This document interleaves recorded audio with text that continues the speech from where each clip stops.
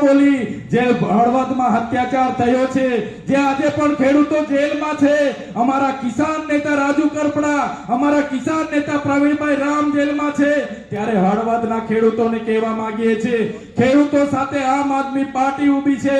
કોઈએ કોઈના પોલીસથી, કોઈના બાપથી ડરવાની નથી. આવનારા દિવસોમાં જરૂર પડશે તો ગાંધીનગરના વિધાનસભાના પણ ઘેરાવા થવાના છે. ત્યારે સાથીઓ, આ ભારતીય જનતા પાર્ટી એક ડરના માધ્યમથી, પોલીસના માધ્યમથી આપણા પર રાજ કરી રહી છે.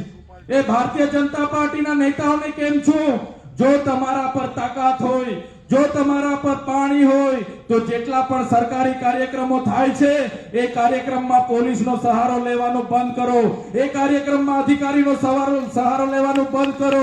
આ જનતાને વચ્ચે જાઓ. આ જનતા ભાજપના નેતાઓને દોડાવીને નહીં મારશે તો આ ચૈતર વસાવા બીજા કોઈ ના. આવનારા દિવસોમાં એવા હશે કે આ ભારતીય જનતા પાર્ટીના પોલીસ વગર ગામમાં ઘૂસવા દેવામાં નહીં આવે. એટલો મોટો આક્રોશ જનતામાં છે. પોલીસના લીધે જનતા ડરે છે. ત્યારે સાથીઓ, આ ડર, આ ભય અને આ ભ્રષ્ટાચાર સામેની આ લડત અમે એટલે દૂરથી આજે તમારી વચ્ચે એટલા માટે ઉપસ્થિત થયા છે. આ લોકો સત્તામાં આવે છે એટલે એમને પેટનું પાણી નથી હલતું. આવનારા દિવસોમાં આમ આદમી પાર્ટીમાં હજારોની સંખ્યામાં જોડાઓ.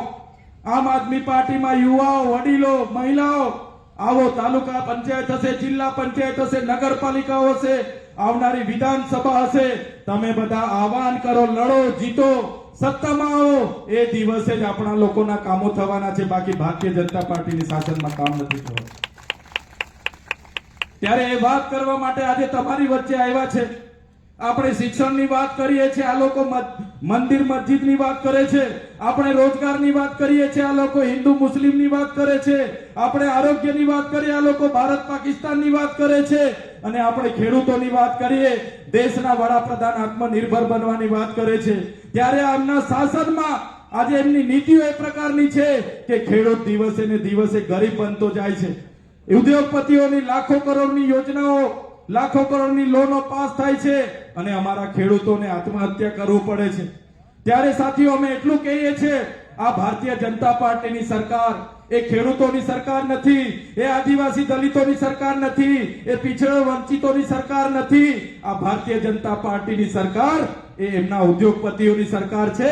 આવનારા દિવસોમાં આપણે હાકલ કરીને એમને સત્તામાંથી દૂર કરવું પડશે.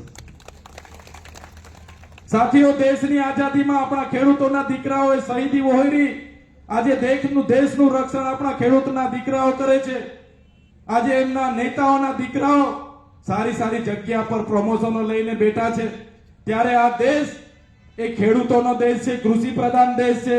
ત્યારે જ આપણે આપણા દેશને ભારત મેરા મહાન કહીએ છીએ. ત્યારે તમને બધાને હું વિનંતી કરું છું, આમ આદમી પાર્ટીના તમામ નેતાઓ તમે જોઈ લો, આજે લડે છે, જજમે છે. ગુજરાતના યુવા માટે લડે છે, કિસાન માટે લડે છે, મહિલાઓ માટે લડે છે, તમામ વર્ગના લોકો માટે લડે છે, કર્મચારીઓ માટે લડે છે. ત્યારે અમે તમારો સહકારની અપેક્ષા લઈને આવ્યા છે. તમે બધા જ લોકોને અમે વિનંતી કરીએ છીએ કે આવનારા ભવિષ્યમાં જે પણ ચૂંટણીઓ આવવાની છે એના માટે તમે તૈયાર થઈ જાઓ. આમ આદમી પાર્ટીમાં આવનારા દિવસોમાં તમામ બેઠકો પર ચૂંટણી લડાવવાની છે. ત્યારે બધા લોકોને આહવાન અને વિનંતી કરવા માટે આવ્યા છે કે માહોલ જબરજસ્ત બનતો જાય છે. અંબાજીથી ઉમરગામ સુધીમાં આવનારી 2027માં ખૂબ મોટો ઉલ્લેખફર થવાનો છે. ચોંકાવનારું રિઝલ્ટ આવવાનું છે. 2027માં આમ આદમી પાર્ટી પૂરા ગુજરાતમાં, એ ચાહે સૌરાષ્ટ્ર હોય, ઉત્તર ગુજરાત હોય, પૂરા ગુજરાતમાં સ્વીપ કરીને ગુજરાતમાં સરકાર બનાવવા જઈ રહી છે. તમે પણ આમ આદમી પાર્ટીના સૈનિક તરીકે લાગી જાઓ. એ જ વિનંતી સાથે આજના કાર્યક્રમનું આયોજન કરનારા તમામ લોકોનો હું ખૂબ આભાર માનું છું, અભિનંદન આપું છું. અમને બધાએ આમંત્રિત કર્યા, અમારું સ્વાગત કર્યું, સન્માન કર્યું અને અમને બધાને શાંતિથી તમે લોકોએ સાંભળ્યા છો. બધાનો હું ખૂબ આભાર માનીને વિનમું છું. ધન્યવાદ.